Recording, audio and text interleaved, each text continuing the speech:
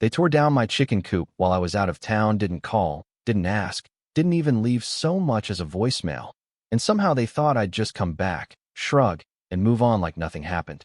What they didn't realize, what none of them bothered to check, was that the one thing they depended on more than anything else ran straight through my land. And I'm not the kind of person you push aside and forget about. My name's Evelyn Harper, I'm 68 years old, and I've lived on the same half-acre stretch of land just outside Maple Ridge, Ohio for a little over 30 years now, long before the subdivision behind me showed up with their matching mailboxes and their neat little rules about what color your shutters can be. Back when I first moved in, this whole area was open fields, dirt roads, and neighbors who waved instead of filed complaints.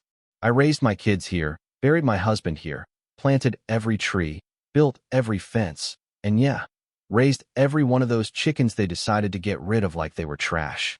That coop wasn't just some backyard project. It was something my husband, Daniel, built with his own hands about 10 years before he passed. He used old barnwood from a place his uncle used to own, sanded it down, fitted it together piece by piece, even carved little initials into the corner beam where no one would notice unless they knew where to look.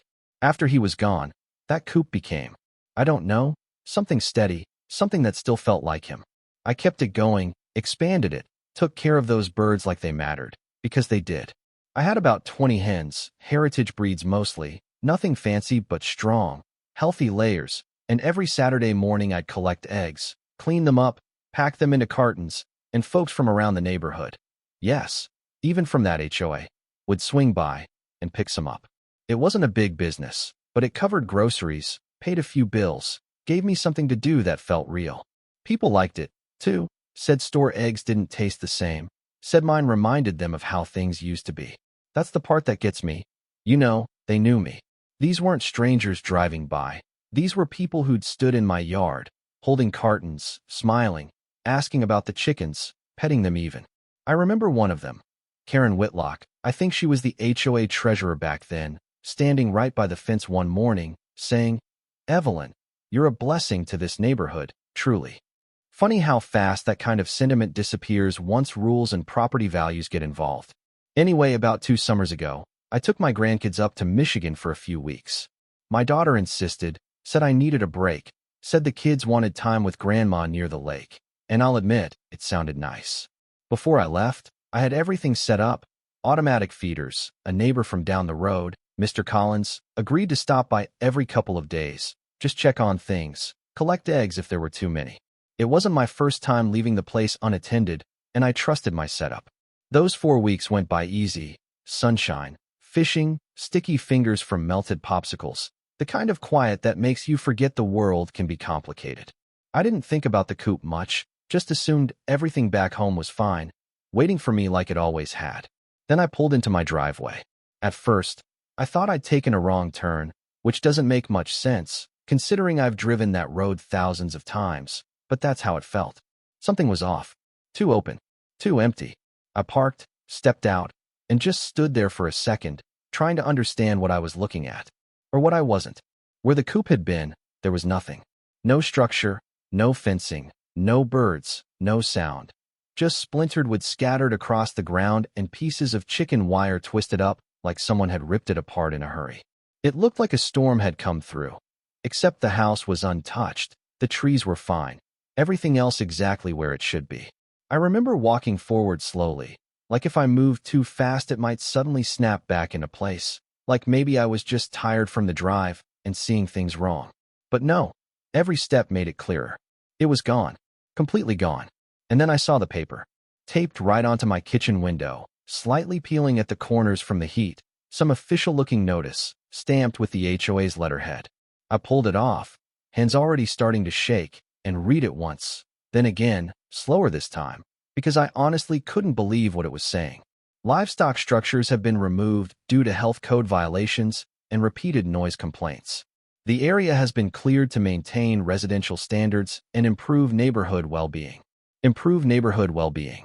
I actually laughed, just a short, sharp sound that didn't feel like it came from me. Because what they meant, what that whole thing really said, was that they decided my life didn't fit their idea of what the neighborhood should look like, so they erased it. No call, no letter ahead of time, No chance to fix whatever supposed violation they'd made up.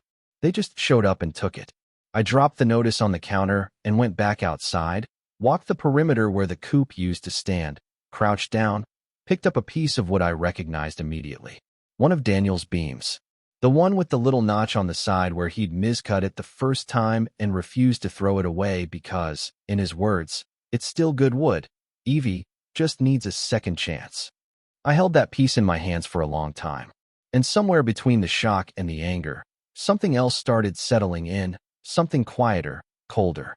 Because this wasn't just about a coop or even the chickens, it was about being pushed out, about someone deciding they had the authority to rewrite the rules of a place I'd called home long before they ever showed up. I didn't storm over there. Didn't pick up the phone right away. I've lived long enough to know that rushing and angry rarely gets you what you want. No, I took my time. I cleaned up what I could, stacked the salvageable wood, sat on my back steps as the sun started to go down, and just thought about the people who'd done this, about what they believed they could get away with, and about what they'd forgotten. Because while they were busy tearing something down, they never once looked at the bigger picture. They never asked themselves how things actually worked around here. And that was their first mistake. That night, I didn't sleep much, not because I was overwhelmed, not in the way you'd expect anyway, but because my mind wouldn't stop turning, piece by piece, like it was laying something out in front of me I hadn't fully looked at in years. See, when you live on land as long as I have, you don't just know your house. You know the way things connect, the quiet agreements, the little details nobody pays attention to until they suddenly matter. And one of those details ran straight through my driveway.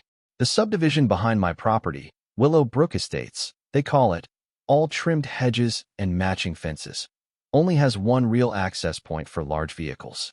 Fire trucks can come in through the main road, sure, but garbage trucks, those big, heavy, slow-turning things, they don't fit through the decorative entrance they built for show. Too narrow. Too many curves. So years ago, before half those houses were even finished, the developers came to me with a request. They wanted to run waste collection through my side driveway, a straight shot from the old county road into the back of their neighborhood. In return, they offered a small easement agreement. Nothing fancy, just a legal acknowledgement that they could pass through under certain conditions. I remember Daniel and I talking it over at the kitchen table. He said, as long as it stays ours, Evie, as long as we're the ones allowing it, not the other way around. So we signed it, kept the terms tight, made sure it was clear. Access was permitted, not guaranteed. After Daniel passed, I never thought much about it again. The trucks came once a week, early mornings, rumbling past like clockwork, and I'd just wave if I happened to be outside. It was one of those things that worked because no one tried to push it. Until now. I got up before sunrise the next morning, poured myself a cup of coffee, and walked out to the edge of the driveway, stood there, looking at that stretch of gravel they'd been using like it belonged to them. It didn't take long to make the decision. Honestly, it felt less like deciding and more like remembering something I'd almost forgotten. By noon, I was at the hardware store. Now, I'm not reckless. I don't jump into things without knowing exactly what I'm doing. I made a couple calls first. One to an old friend of Daniel's who still works in property law, another to the county clerk's office to pull up the original easement documents. I wanted to be absolutely certain before I made a move. And sure enough, everything checked out. The agreement was conditional, revocable under circumstances involving misuse or conflict. And I'd say tearing down someone's property without consent qualifies as both. So I acted. I had 2 concrete posts installed on either side of the driveway entrance, solid, waist-high, set deep into the ground so they weren't going anywhere. Then I ran a thick steel chain between them, looped it tight, and locked it with a heavy-duty padlock that clicked shut with a kind of finality I can still hear if I think about it. It didn't look dramatic, just a simple barrier, really, but I knew what it meant. Monday morning, right on schedule, the garbage truck showed up. I was already outside, sitting in a chair near the porch, coffee in hand, watching.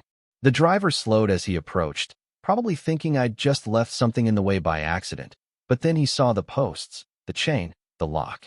He stopped, got out, walked up a few steps, and called out, "Ma'am, we need access through here." I smiled, not kindly, not cruelly, just evenly. "No, you don't," I said. "Not anymore." He blinked at me, confused. "This is our route."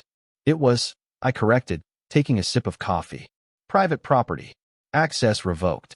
There was a pause, the kind where someone's trying to figure out if you're serious.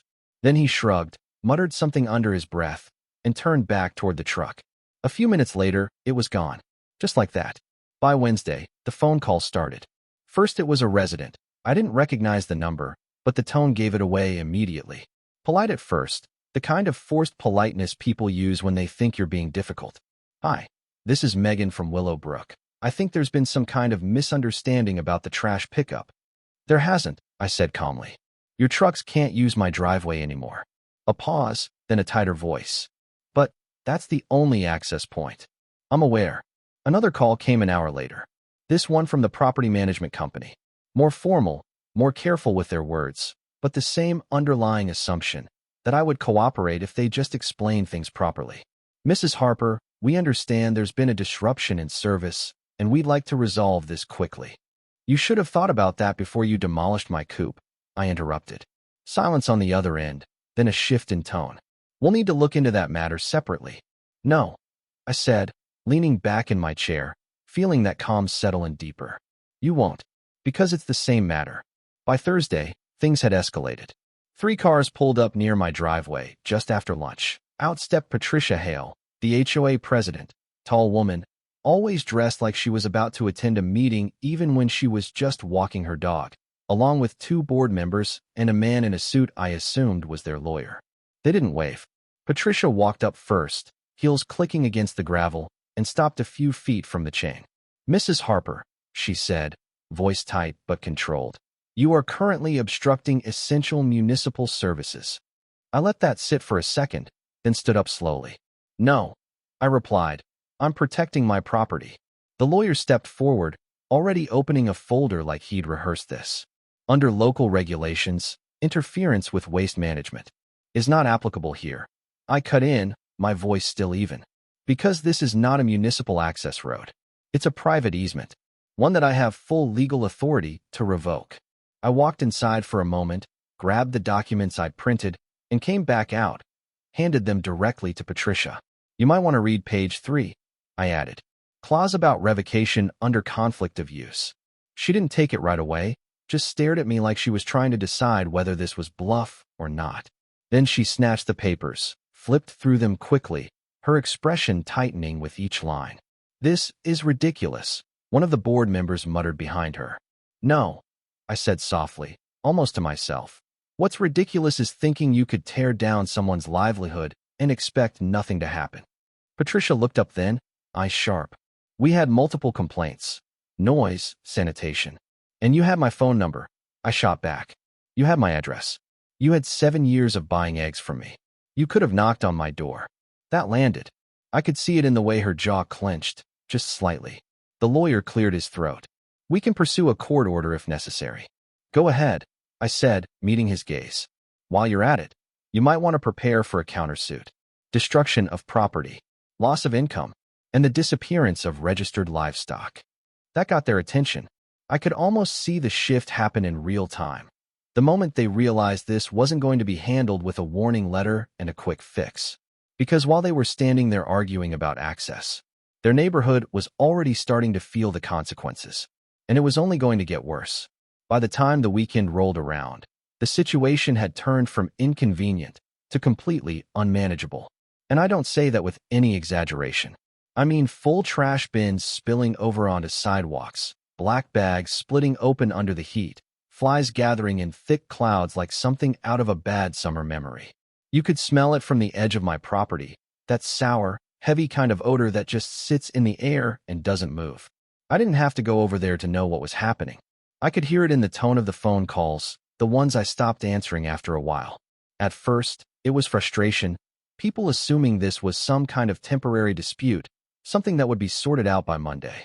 But by Saturday afternoon, that tone had shifted into something else, something closer to panic. And the thing about planned communities like Willowbrook, they run on appearances. Clean streets, trimmed lawns, everything looking just right for the next showing, the next buyer, the next appraisal. Take that away, even for a few days, and the whole illusion starts to crack. I did drive past once though, late Sunday evening, just before sunset. I didn't stop, didn't slow down too much, just enough to take it in. Trash bins lined the streets like a losing battle, lids pushed open, bags piled beside them when there was no more room.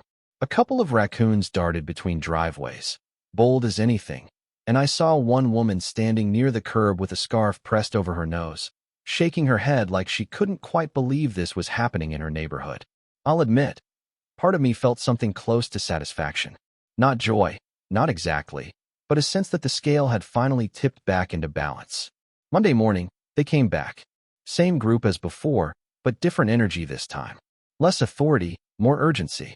Patricia didn't bother with the slow walk up the driveway. She came straight to the chain, stopped just short of it, and called out, "Evelyn, we need to talk."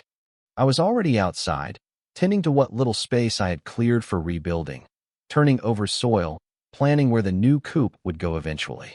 I wiped my hands on a towel, took my time walking over. "I figured you might," I said. There was a moment where she seemed to search for the right tone, something firm enough to maintain control, but not so sharp it would make things worse. In the end, she settled somewhere in the middle. "This situation has escalated beyond what anyone anticipated." I raised an eyebrow. "Funny how that works." The lawyer stepped forward again, but he looked different now, less polished, like he hadn't slept much.